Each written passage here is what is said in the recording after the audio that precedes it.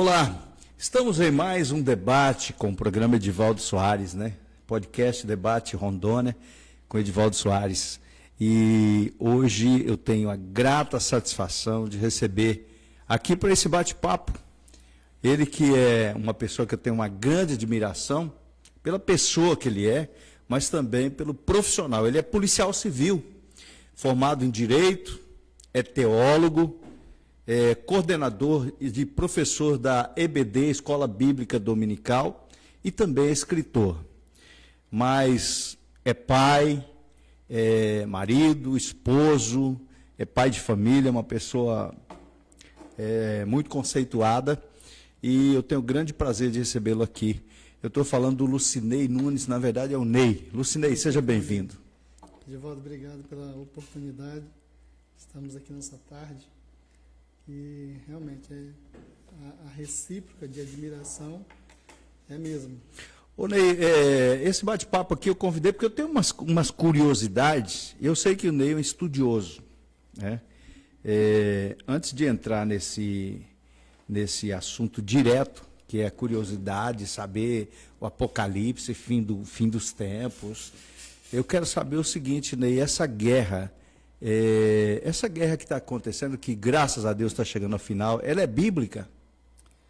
Edivaldo, tem alguns textos bíblicos que até poderiam ser utilizados como forma de embasar, como subsídio para esse momento histórico que nós estamos acompanhando, né, diariamente ali no Oriente Médio.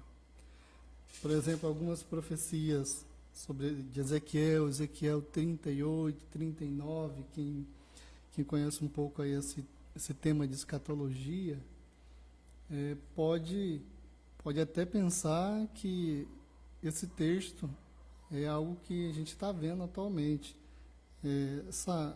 Ezequiel 38, 39 fala sobre a famosa guerra de Gog e Magog, uma guerra bem acirrada. O texto deixa claro que algumas nações vêm contra a terra prometida, né, contra o povo de Deus, dentre elas a própria Pérsia, no texto é chamado de Pérsia. Nós sabemos que o Irã são os descendentes, são os persas, né, de antigamente, são o Irã. Outras nações também, no aglomerado de nações, segundo o texto lá de Ezequiel, tem uma função de se juntarem e enfim, guerrear contra o povo de Deus, né? Então, Ezequiel 39, tem gente que liga esses momentos que estamos vendo agora com o cumprimento ou início de cumprimento dessas profecias. Também tem outros, Salmo 83, eu estava anotando aqui, Salmo 83, que é muito interessante esse salmo, ele fala de...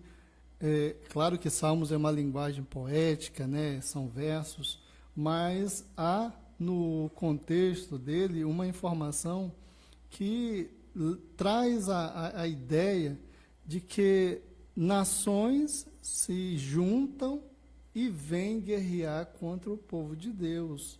Então, o Salmo 83 também é um salmo que nós podemos considerá-lo como um salmo profético, né, dentro dessa escatologia.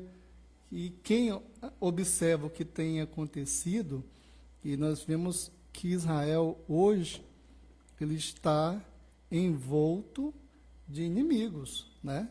A única nação que nós podemos chamar de democrática naquela região é Israel. E ao redor nós temos Síria, temos o próprio Irã, dentre o Egito, dentre outros, o Iraque, né? Que são países que têm uma visão mais voltada para o Islã, né? E etc. Então, dentro daquela região, Israel é a única nação que é uma nação democrática. Além de outros textos também, que você pode até, na leitura e no estudo dele, também entender que é um início de cumprimento, se não o cumprimento, mas aponta para um cumprimento. Daniel, o profeta Daniel, capítulo 10 e o 11, que também é um texto bem escatológico, fala sobre, inclusive, duas figuras, o rei do norte, rei do sul, que vem contra o povo de Israel, um determinado conflito. Então, são alguns textos, tem vários outros, né? Vários outros textos que quem conhece um pouquinho e gosta do tema escatológico, tem gente que tem medo de escatologia, né? Eu conheço gente que tem medo de ler até Apocalipse, porque é um livro que, para ela, causa medo, né? Mas é importante que nós devemos estar antenados, sim, conhecendo as profecias e antenado com o que está acontecendo. Essas nações, Ney, elas já... isso vem de longe, essa guerra que a gente fala de agora, mas ela não começou agora, né?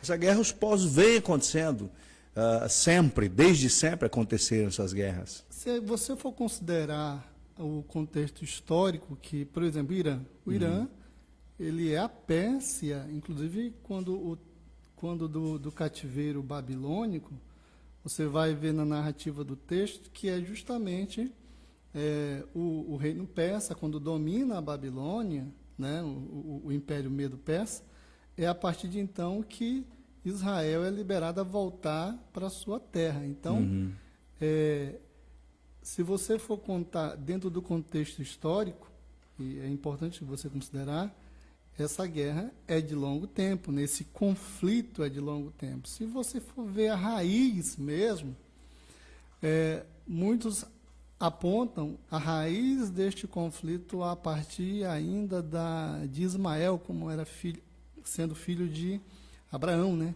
Abraão teve o filho mais velho, Ismael, e logo depois nasce Isaac. Então, ali seria, na visão de alguns, a gênese deste conflito, porque há um texto que diz que, por conta daquilo que aconteceu na época de Abraão, ou seja, ter Ismael, que ele não é, segundo o texto bíblico, ele não é o filho da promessa, seria Isaac.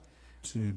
Que ali seriam duas nações que sempre estariam em um conflito, por exemplo. Interessante, por que, né, esse conflito? Pois é. Então, buscando já um histórico mais próximo, mais contemporâneo, eu estava fazendo um levantamento. Você vê que, por exemplo, desde a instituição agora do Estado de Israel em 48, quando em cumprimento a uma profecia, né, Divaldo? Profecia bíblica que diz que quem já viu uma nação surgir em um dia? Isso surgiu, o povo de Israel, agora em 47, 48, voltou a ser uma nação depois de quase 2.000 anos de diáspora. Mundo afora, voltaram a ser uma nação. E já começaram com conflitos. Quem não lembra, por exemplo, assim que o povo de Israel é agora constituído enquanto nação formada em 48, a chamada Guerra dos 6 Dias, vieram nações, dentre elas, se não me engano, aqui o Egito e dentre outros que se juntaram contra o povo de Israel. Ele recém-formado, né, enquanto Estado, né, em formação ali, ele conseguiu vencer esta guerra, ficou famosa a chamada Guerra dos 6 Dias. Então, de 48 até 49, focando neste conflito do Irã, o Irã tinha um relacionamento bem amistoso. Até 79, até a Revolução iraniana, em 79, eu sou de 79, então tem aí já, vai fazer 46 anos que essa Revolução Islâmica ocorreu lá no Irã. Até 79, o modo de vida do iraniano era muito semelhante a qualquer país democrático. Se você buscar aí na internet, você vai ver como que era. Não era diferente de ver, por exemplo, um país como Estados Unidos à época, tinha uma liberdade. Agora, a partir da Revolução Islâmica, que aí veio o punho forte dos Ayatollahs, né? Ayatollah, né, que eram os líderes religiosos, a coisa mudou, a coisa foi apertando, e hoje ele é um dos países mais fechados que tem, principalmente em relação às mulheres, né? As mulheres sofrem lá mesmo, ali, né? Se nós compararmos com algumas outras nações, as mulheres são bem mesmo reprimidas em relação a costumes, por exemplo. Lá ela anda com aquela burca, né? Aquela vestimenta que cobre tudo. Enfim. Então, até 79, o Irã era um país bem amistoso. A partir daí começou a mudar. Com a Revolução Islâmica, houve uma ruptura desse Estado democrático e se tornou, na verdade, um país de uma ideologia muito fechada, né? A lei da Sharia, a lei da Sharia é a lei que rege os costumes, o modo de vida do cidadão iraniano, né? Então é uma lei bem pesada. Já em 80, década de 80, o conflito vai se acirrando.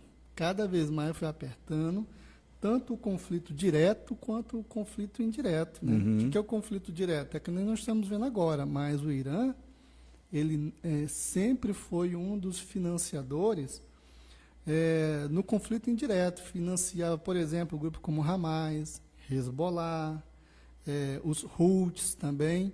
São grupos que o Irã, de uma certa forma, está lutando indiretamente contra Israel. Então, ele é o financiador disso tudo. Ney, podemos dizer que o Donald Trump ele estava na hora certa, no lugar certo. Deus proveu esse presidente da República que interviu, de certa forma, seja com a força, mas que pôs fim a essa guerra?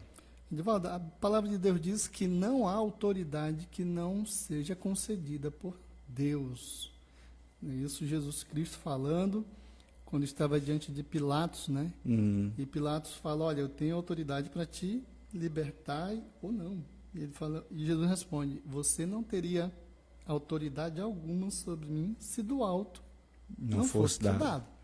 Ora, a intervenção agora do presidente Trump neste conflito, com certeza teve um papel fundamental para chegar a pelo menos até agora, um cessar-fogo, né?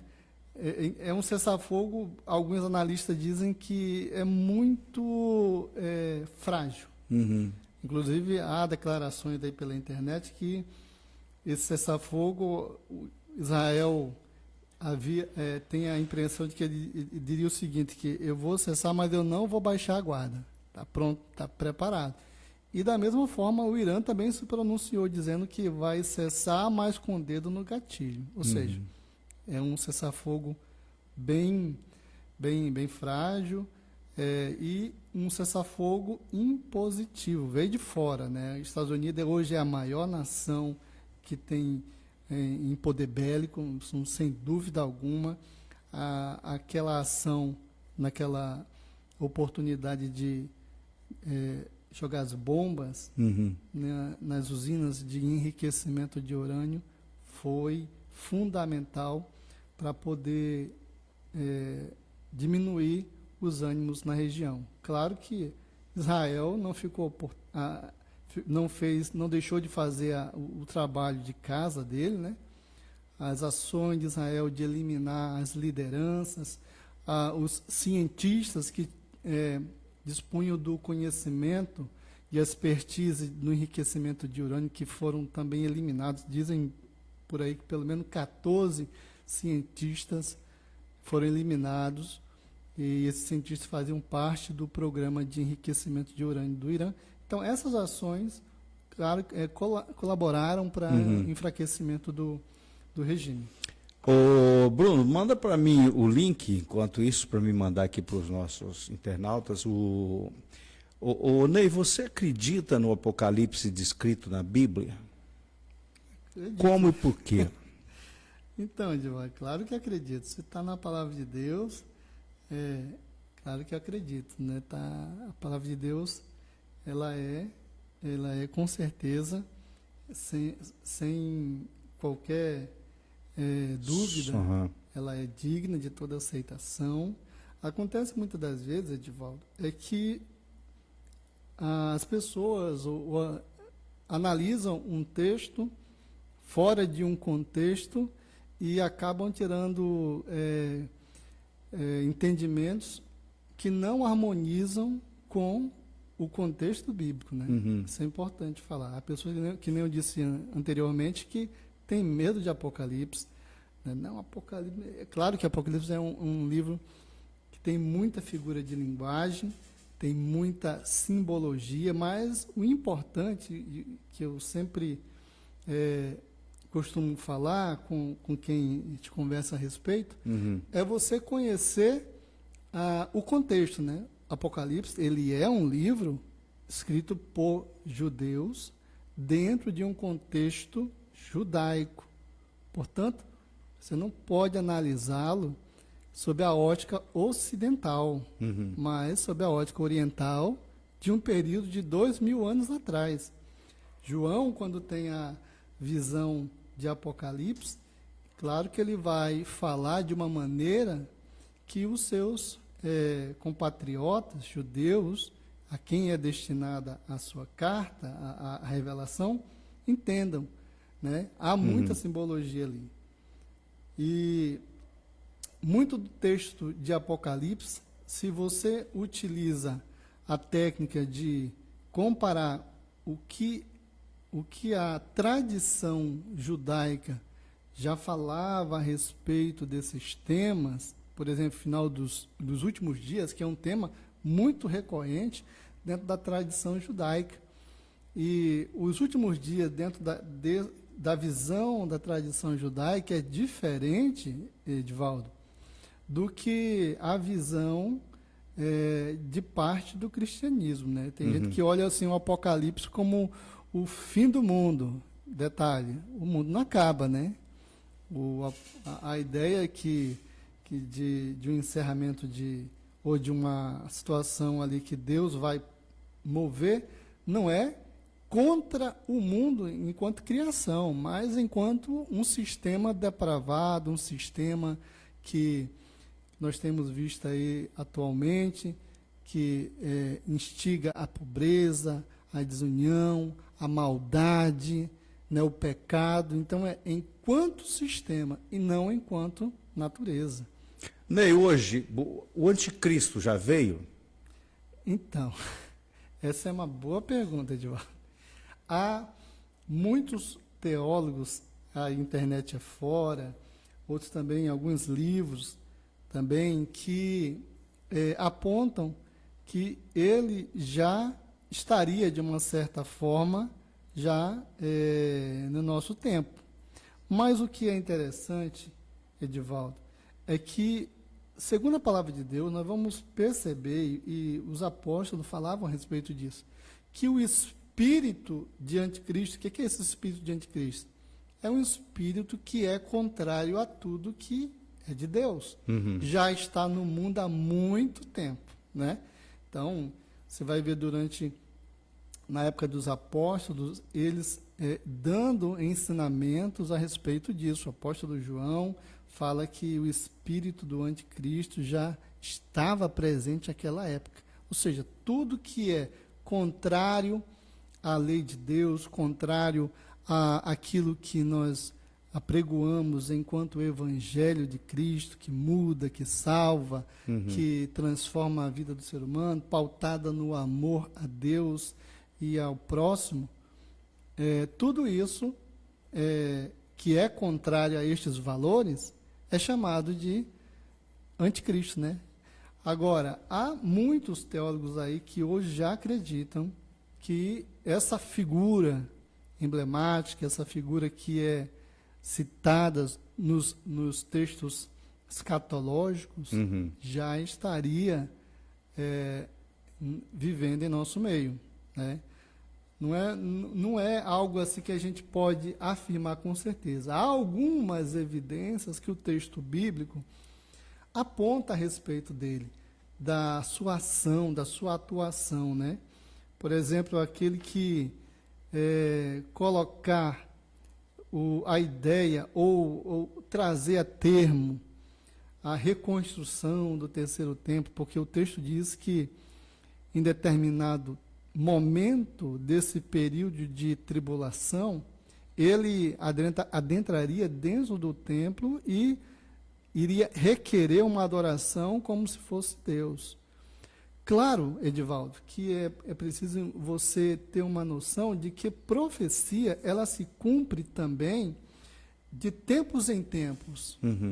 Vou dar um exemplo. No caso de Antíoco Epifânio, né, há muitas pessoas que, quando vão debater esse tema da figura do anticristo, falam que não, isso aí foi quando Antíoco Epifânio, estou falando aí por volta de 60, no primeiro século antes de Cristo, ele era um grego, general, ele tomou a cidade de Jerusalém e a história demonstra que ele trouxe, Edivaldo, um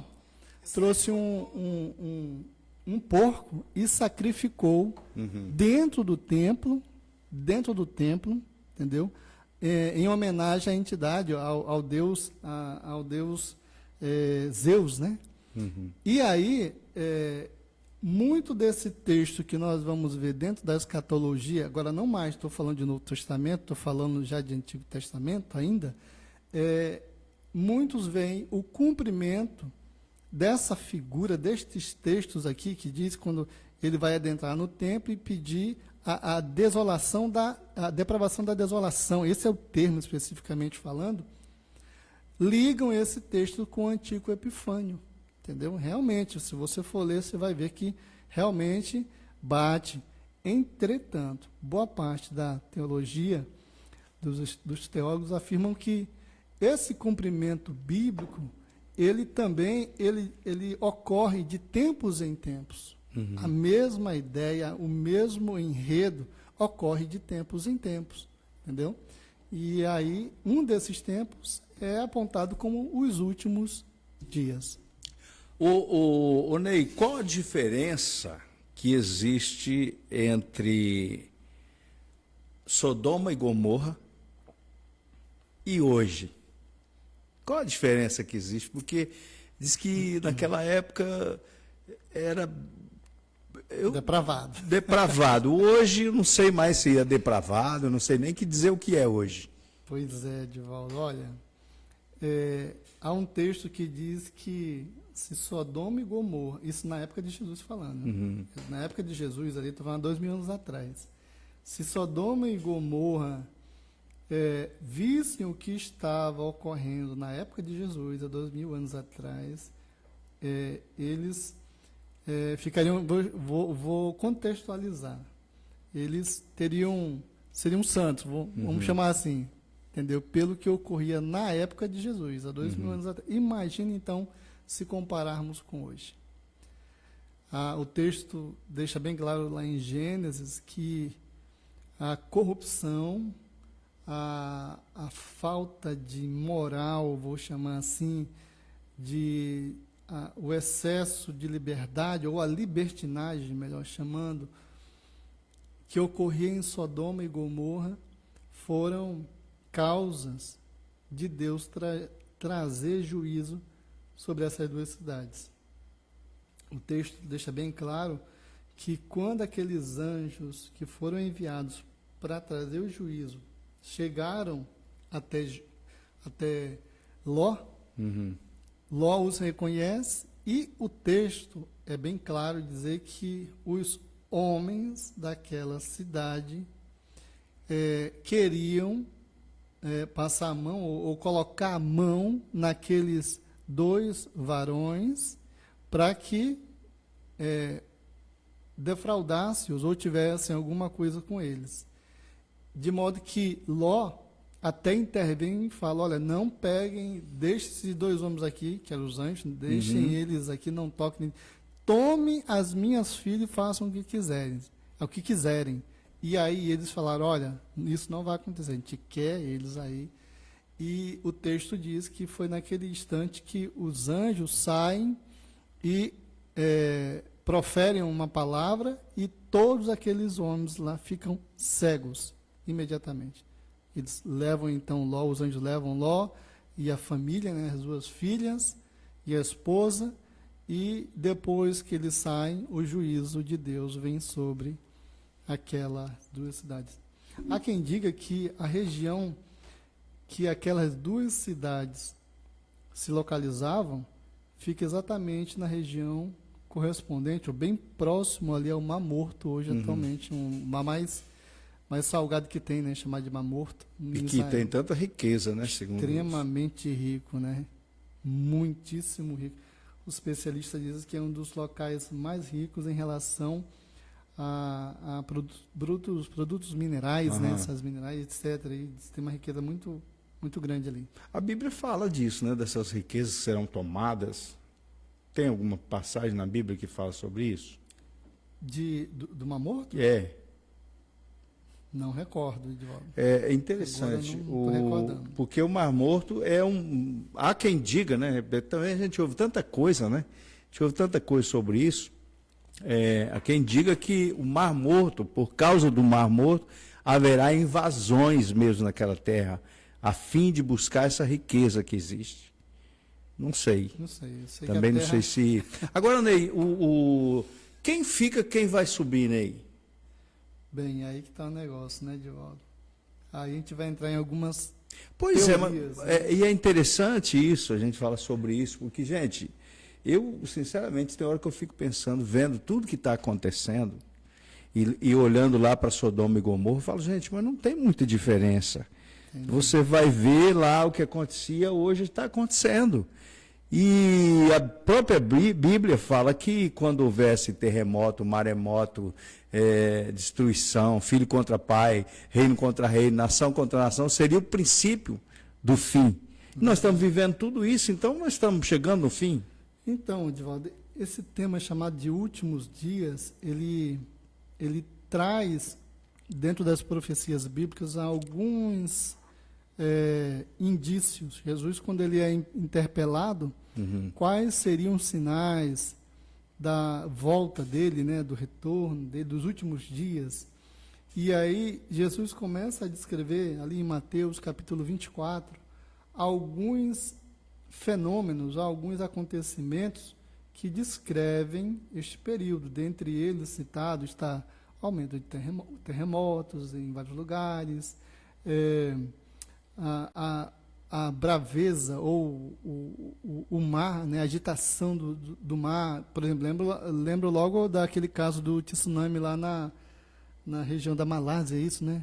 Teve um tsunami que matou milhares de pessoas. Dentre outras profecias e acontecimentos que seriam pertinentes a esse momento chamado último dia. O detalhe interessante, Edivaldo, que quando ele fala assim, fiquem de olho ou vejam a figueira.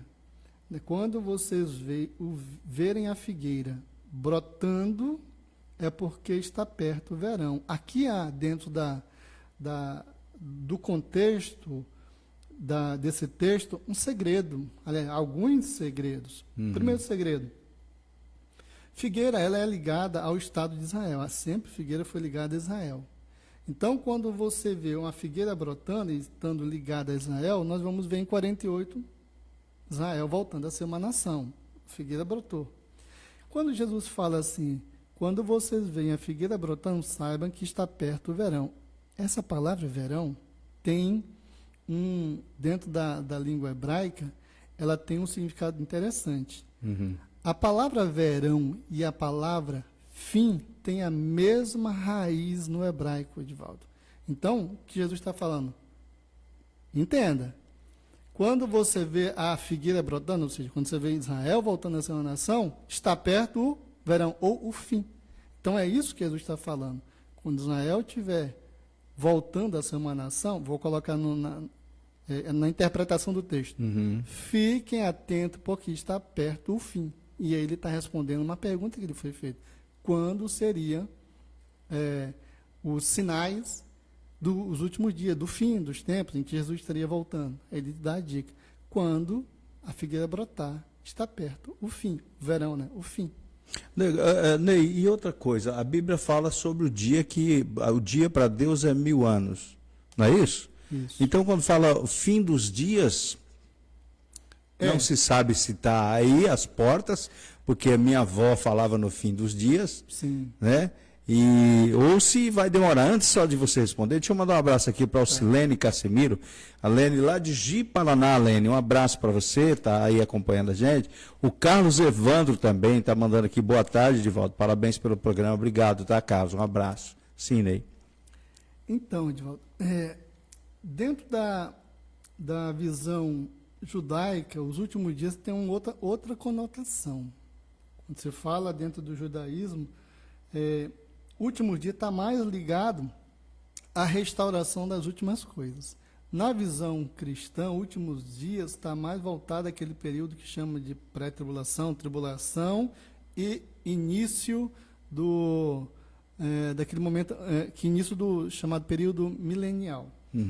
Então, para Deus, 1000 anos é um dia e 1000 anos é um dia e um dia é como 1000 anos. A ideia desse texto, ele não quer apresentar uma ideia cronológica das coisas. Ele quer apresentar, o autor quer apresentar que para Deus o tempo é indiferente.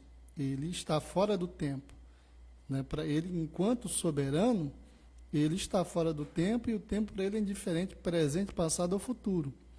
Entretanto, Edivaldo, é importante a gente, quando for estudar a palavra de Deus, entender algumas técnicas do estudo da palavra de Deus. Uhum. Há uma forma de estudo da palavra de Deus que os judeus usam muito, a tradição judaica, o judaísmo usa muito, que é bem legal, bem interessante mesmo a gente aplicar, que é chamado de pardês, é um acróstico, isso que a inicial de cada uma te dá uma forma de estudar o texto. A primeira é Peshat, que é o literal. Uhum. Quando o texto da Bíblia diz que Deus criou o céu e a terra, ele realmente está dizendo isso. É literal. Depois do Peshat, eu tenho um nível um pouquinho mais profundo. Vamos chamar de níveis. Uhum. Níveis. Então, primeiro é o literal. Segundo, dentro de um contexto. É um texto mais aprofundado. Ele tem uma ideia que ele vai interligar. Por exemplo, quando João Batista olha para Jesus e fala assim: eis aí o Cordeiro de Deus que tira o pecado do mundo. É um cordeiro que está vindo ali? Não. Uhum. É uma figura de linguagem. Usa-se, por exemplo, a metáfora, usa a parábola. É esse nível de entendimento.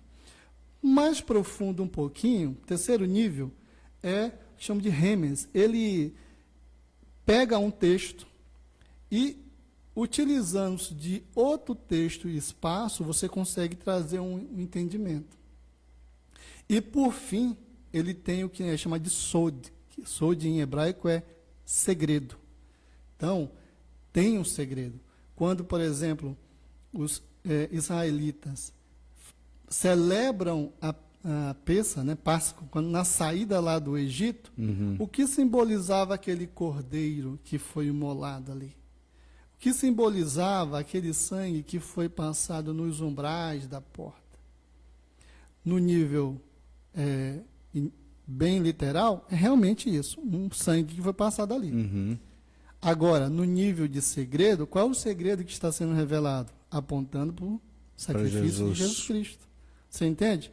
Então, para você estudar a palavra de Deus, você tem que levar em conta esses níveis de entendimento. Voltando à questão do um dia, 1000 anos e 1000 anos como um dia. Uhum. Há também ali um segredo em relação a esses mil dias, esse tempo. A boa parte da tradição judaica afirma que nós estamos hoje já por volta aí do ano 6.785 aproximadamente, segundo a contagem dos anos. Entretanto, a tradição afirma que foi dado aos homens 6.000 anos de governo humano. E o 7º milênio, que seria então o que nós chamamos dentro da teologia do milênio de Cristo. Ok, deixa eu mandar um abraço aqui para o Lindomar Souza e para Maria de Sá. Maria de Sá, nossa irmã lá de Ji-Paraná. Obrigado, Maria de Sá, um abraço a você aí. Podia ter mandado para o Ney ali para ele postar, né, o link para os amigos dele também acompanhar. Ô Ney, tem coisas que a gente fica numa dúvida violenta, mas será que isso está na Bíblia? Será que realmente vai acontecer? Nós teremos um governo único, global, alguém que vai governar, porque o que a gente vê hoje já há uma globalização, onde se reúne o G20, G não sei o quê, para tratar assuntos do mundo. Haverá um governo único? Que governo é esse? Edivaldo, com certeza haverá. É necessário. Por quê? Você vai notar que, por exemplo, naquela figura que o rei tem uma visão, o rei Nabucodonosor, ele tem uma visão, um sonho, na época de Daniel, estou falando, né? Então, Nabucodonosor, ele teve um sonho, e nesse sonho ele viu a figura de uma estátua, cabeça de ouro, peito de prata, e aí vem busto, né? Ali região aqui do quadril de bronze, pernas de ferro e, por fim, pés de barro e ferro. Daniel interpreta essa visão e diz que Deus mostrou para Nabucodonosor os momentos históricos dos grandes reinos, sendo cabeça Babilônia, e o período do fim dos tempos, esse período em que há ferro e barro. Ferro e barro dá liga? Não dá liga. Seria esse tempo que há diversos tipos de governos, muitos apontam para esse segmento, são diversos tipos de governo que nós temos hoje. Por exemplo, nós temos democracia, temos lugares que não são tão democráticos, veja aí a Coreia do Norte, né? Veja, são ditaduras. Nós temos locais que são reinos, são monarquias. Então, são diversos tipos de governo político. E esses governos, cá para nós, estão conversando entre si? Muitas vezes não. Então, não há essa junção, não tem liga. Então, há, portanto, a necessidade da existência de uma figura que consiga, e aí nós, dentro da escatologia, aponta-se dentro da escatologia para essa figura, em primeiro lugar, do anticristo, que seria alguém que teria esse controle, esse acesso, vamos chamar assim, esse acesso tanto a um tipo de pensamento, a outro, e ele consiga fazer como uma grande autoridade no meio dessa multidão de governo, digamos assim, que é a partir, então, da orientação que ele dá a essas nações, e isso é uma forma de governo centralizado, e muitos especialistas, e depois você pesquisa, é muito fácil de achar na internet, apontam que há sim a necessidade de uma figura que possa ser uma figura central, que direcione todas as nações para um bem comum, vamos chamar assim. Então, é necessário, sim. Tem muitos estudos aí na internet, agora é importante você observar a fonte que você está bebendo, né? Quem é essa fonte, porque tem muito conteúdo dentro da internet que não se sustenta, uma visão equivocada, fora de uma interpretação harmônica com o texto bíblico. Então, tem tudo isso. Quero pegar um gancho disso aí, quero mandar um abraço aqui a Edivânia, Lauriano está ligado com a gente, também o Andrade Souza, obrigado pelo carinho aí, vocês estão nos acompanhando. Ney, para encerrar, nós estamos chegando já perto do fim aqui do programa, mas você falou sobre profecia. Há muitas profecias aí, muitas profetadas, né? Tem muito besterol na internet, não tem? Tem muito mesmo. Como saber, como diferenciar? Porque virou um show de bobeira, sei lá, de meninice, o negócio está complicado.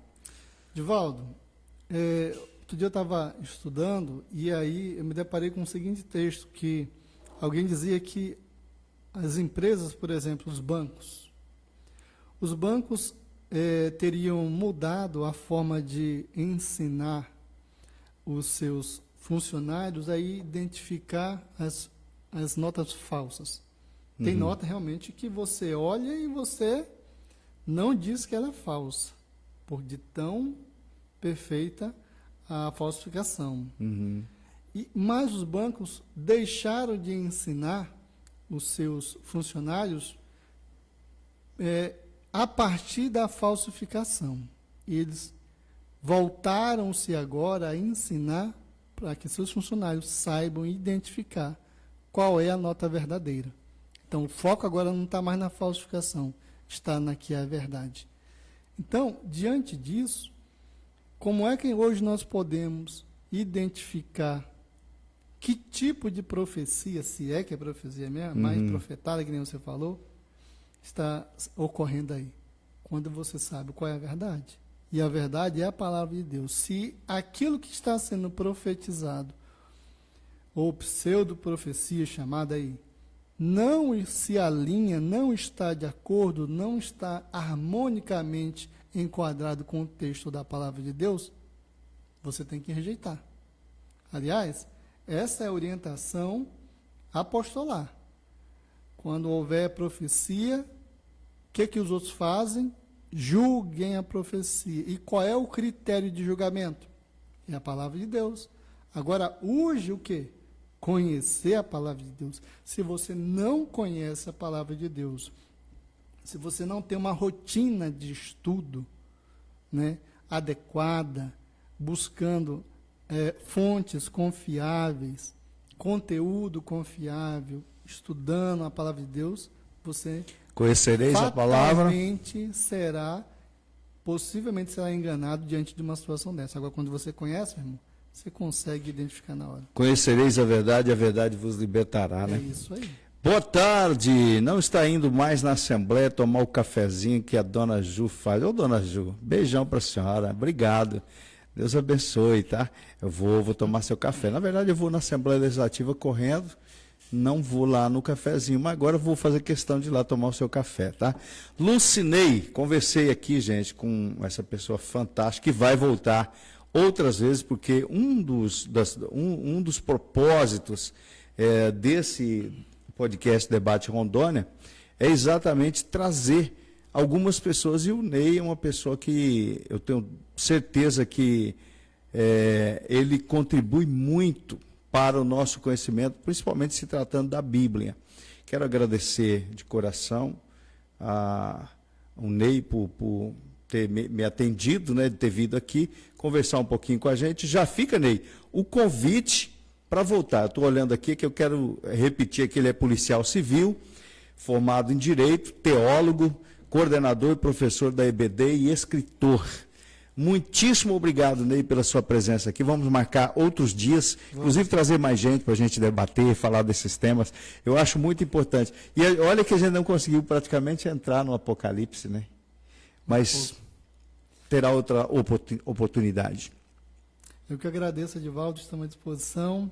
Também gostaria de incentivar a todos os nossos ouvintes aí, nossos amigos que estão nos acompanhando, a cultivar um estilo de vida, de estudo da palavra de Deus, buscando entender dentro do seu contexto a palavra de Deus, e também a frequentar uma escola bíblica dominical, que fica à vontade a para maior convidar aí, né? E melhor escola do mundo, né? Uhum. Escola bíblica dominical, geralmente é às 8h30, 9 horas, algumas congregações fazem um pouquinho mais cedo, mas independente de onde for, procure uma escola, é um tipo de estudo sistematizado, e com certeza você vai crescer no conhecimento e na graça do Senhor. Eu acho interessante, Edivaldo, só para encerrar aqui minha fala, Provérbios, um texto muito interessante. Deixa eu abrir aqui minha Bíblia. Provérbios, capítulo 3, e o versículo 13. É um texto que diz assim. Deixa eu só pegar aqui a versão, que eu gosto da versão também Almeida Corrigida. Bem-aventurado o homem que acha sabedoria e o homem que adquire conhecimento. Então fica aí o convite estendido a todos para continuar buscando conhecer o Senhor. Muito obrigado. Ok. A Alcilene Cassimiro diz, eu quero participar da próxima vez. Obrigado. A Edvânia diz, por isso o povo perece, porque não lê a palavra de Deus. Gente, obrigado aí pelo carinho. Com certeza foi muito bom estar com o Ney aqui. Uma tarde maravilhosa, ou tarde, noite, madrugada, sei lá que horas você está vendo esse vídeo. Grande abraço, fiquem com Deus. Até a próxima.